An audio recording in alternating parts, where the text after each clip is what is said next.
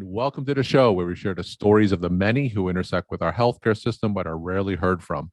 My name is Kevin Pho, founder and editor of KevinMD. Today in the show, we have Alan Pesky. He is the founder of the Lee Pesky Learning Center, and he's the co-author of the book, More to Life Than More, a memoir of misunderstanding, loss, and learning. There is an excerpt from that book on KevinMD. Alan, welcome to the show. Thank you. It's a pleasure to be here.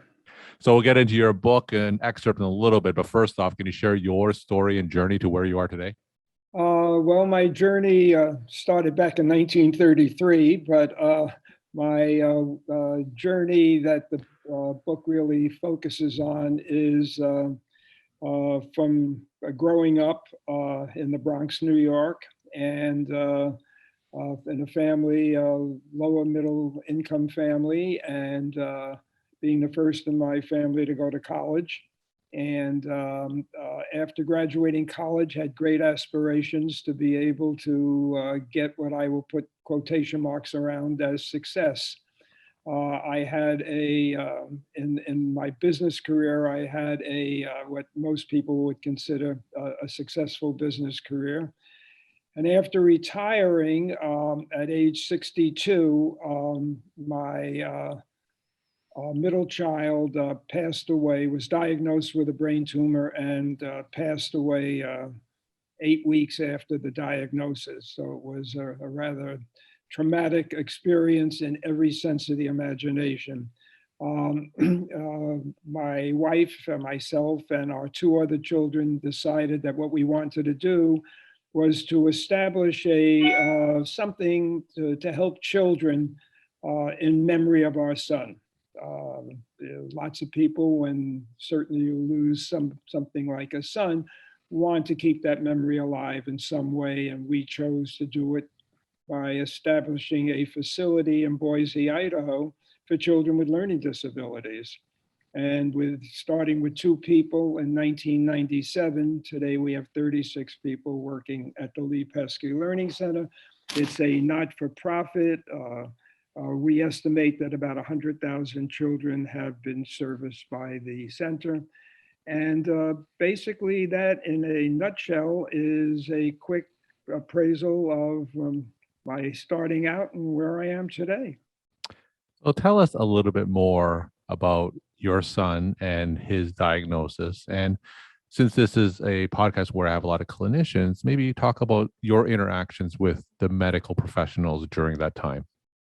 Well, that's a long story. There are a lot of chapters in my experience. The first experience we had was naturally, well, our son had not been feeling well for a period of time, 5 months, and he was diagnosed numerous times by numerous physicians, and they diagnosed him from chronic fatigue syndrome to depression to problems with his esophagus and various different diagnoses.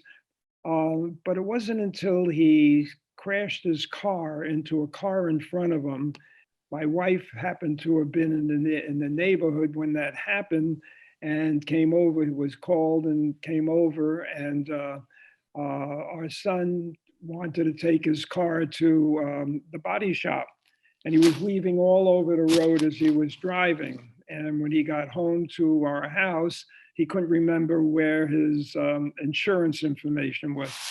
What ended up happening is we took him to the local hospital in Sun Valley, and a half hour later, the doctor came up white as a sheet, and he said, "I have some bad news for you. After taking a CAT scan of where your son had banged his head, there's a large tumor at the base of his brain."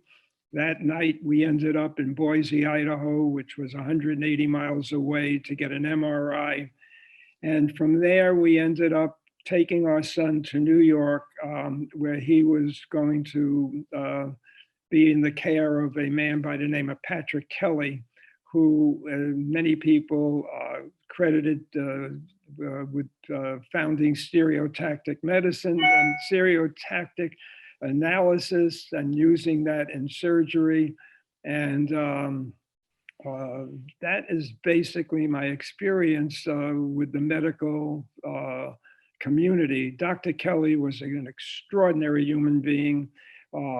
For all of his fame and all of his renown, he treated every single patient with a big heart and a big soul. He was just a man that I've remained friendly with after the loss of our son. And he's a man who I just have nothing but the highest regard. Now, for those other families who also have received news of a tragic diagnosis, just upon reflecting on your tragic experience yourself, what are some pieces of advice that you could share to those other families who may be going through something similar? To answer that question, I answer it this way: everybody is different, and everybody handles a situation like this, tragedy like this, and also what happens afterwards in their own way.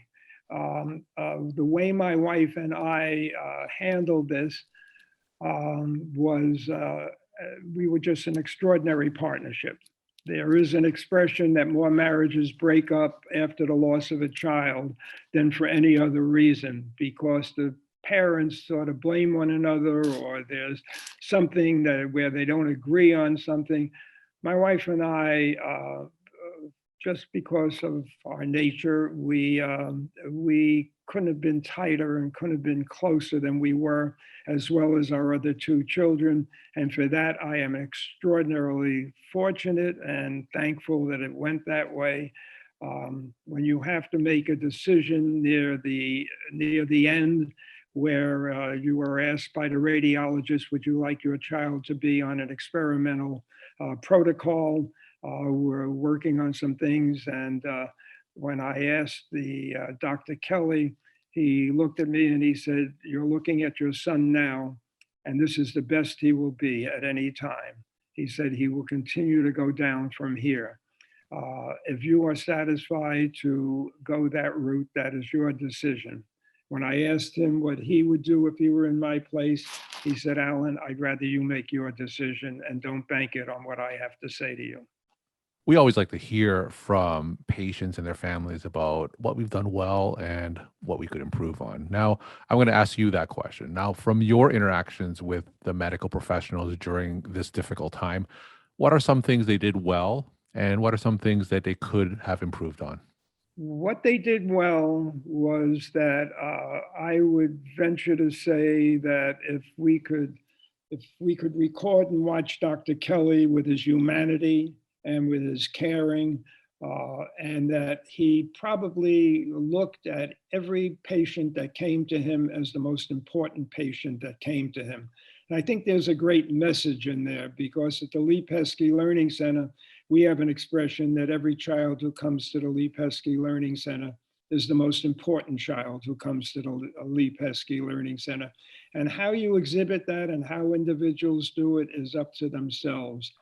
The worst experience I had during this entire time was when our son was released to hospice. You had to have an attending physician who would be responsible for him, because hospice doesn't have physicians on staff that attend to somebody that's released to them.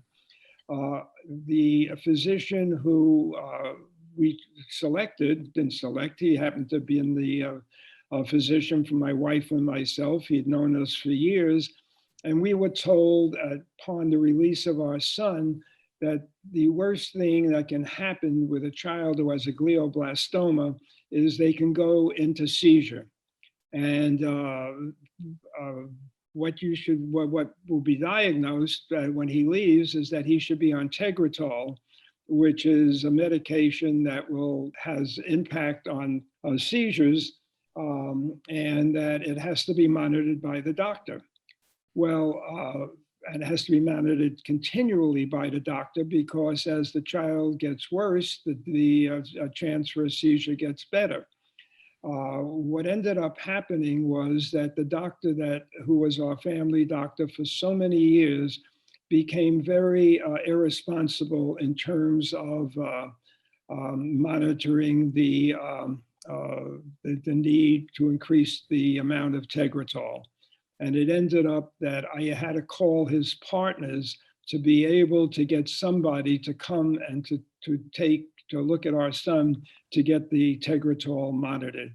And to me, this was just a terrible, terrible degradation of responsibility by a man I had put the life of our child in. You talk about your story in your book that you co-authored, More to Life and More, a memoir of misunderstanding, loss, and learning. What are some of the main messages from the book that you want my audience to come away with? Our son had learning disabilities. He grew up at a time before learning disabilities were really understood by the educational profession and the medical profession. The words learning disabilities didn't come into the English language actually until the mid-late 70s. By that time, our son was 15, 16 years of age. So while he was growing up, he was not performing well at school.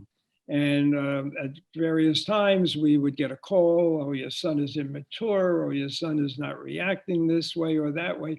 And I didn't understand why our son wasn't performing to the degree that I hoped that he would be able to perform to.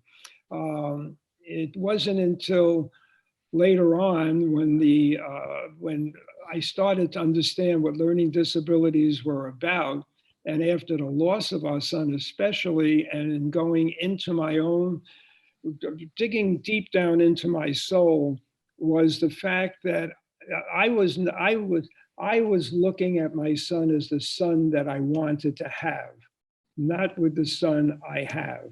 And there's a very big difference, especially for a parent that is a hard-driving parent, that is a success-oriented parent, that they look at their child and they say, this is what I want my child to be. That isn't what's important. What the important message is, and this is for the medical profession, the educational profession, et cetera, it doesn't matter what you want your child to be. It's what your child is that really matters. And try to understand that maybe your child isn't going to be the best soccer player on the field, but he might be a cellist, or he might want to write poetry, or he might want to do all sorts of things that doesn't fit into what you dreamed your son would be, but this is what your son wants or your daughter wants to be. And the message is love the child you have, not the child you want. And my final question, what's your take-home message that you want to leave with my clinician audience? I believe the message of love your child you have, not the child you want, cuts across society. It cuts across the patients who come to you. It cuts across a couple that comes into your office with problems in their marriage. It's understanding what the other person is, or looking at things not just from one side, looking at it from both sides as best as possible. And that as I said before, with children who come to the Lee Pesky Learning Center, it's that each individual child is the most important child. And with patients, I guess it should be that each patient who comes to you is the most important patient that you have, and how you handle that is naturally up to you. Alan, thank you so much for sharing your story, time, and insight. And thanks again for being on the show. Thank you for having me.